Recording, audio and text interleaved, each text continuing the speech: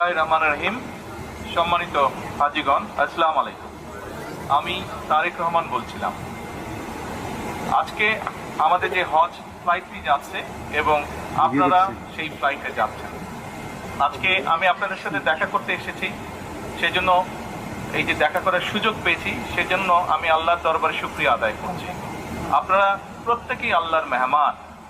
আমি দৃঢ়ভাবে বিশ্বাস করি আল্লাহর মেহমান যারা, আপনারা আল্লাহর ঘরে যাওয়ার সুযোগ হয়েছে, আপনাদের তৌফিক হয়েছে।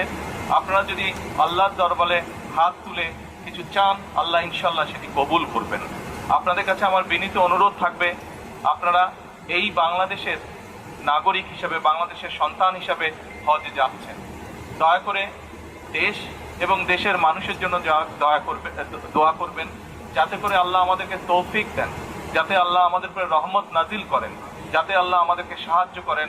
আমাদের সামনে যে সকল বিপদ আছে, আমরা দেশের সকল মানুষ একসাথে যাতে কাজ করে সেই বিপদ থেকে, সেই সমস্যা থেকে দেশকে বের করে আনতে পারি।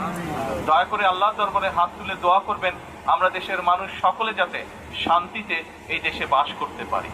দয়া করে আল্লাহর কাছে দোয়া করবেন যে আমরা দেশের মানুষের জন্য এই সরকার যে কাজগুলো করতে চেষ্টা করছে, দেশের মানুষের বেকার সমস্যার সমাধান করার জন্য, দেশের মানুষের খাদ্য নিরাপত্তার জন্য, দেশের মানুষের শিক্ষার জন্য, দেশের মানুষের স্বাস্থ্যের জন্য, কর্মসংস্থান সহ আরো যে কাজগুলো আমরা করতে চাইছি, সেই কাজগুলো যাতে আমরা সম্পন্ন করতে পারি, তার জন্য যাতে আল্লাহ আমাদেরকে তৌফিক দেন, তার সেই রহমত যাতে আল্লাহ আমাদেরকে দেন।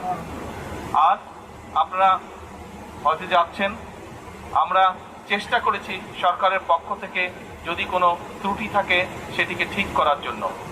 এই হজ ব্যবস্থা এই বছর যেটা হয়েছে, এটা অধিকাংশ কাজগুলোই আমরা সরকার গঠন করার আগেই সম্পূর্ণ মোটামুটিভাবে হয়ে গিয়েছিল।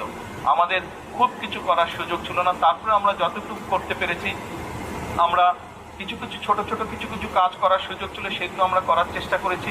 তার মধ্যে একটু একটা বড় কাজ আছে, আমরা চেষ্টা করেছি 12,000 টাকা পর্যন্ত টিকিটের যে ভ্যালুটা আছে, 12,000 টাকা পর্যন্ত আমরা কমানোর চেষ্টা করেছি। ইনশাল্লাহ আমাদের চেষ্টা থাকবে যে আগামী বছর আমরা যাতে আরো খরচটা কমাতে পারি, যাতে আগামী বছর হয়তো আপনাদের ভেতর থেকেও কেউ যাবেন, আরো অনেক হাজ যাবেন, তাদেরকে যাতে আরো কম খরচে আমরা হজে পাঠানোর ব্যবস্থা করতে পারি। সেই তৌফিকও যাতে আল্লাহ আমাদেরকে দেন, সেই রহমতও যাতে দেন আল্লাহ, দয়া করে সেটির জন্য দোয়া করবেন।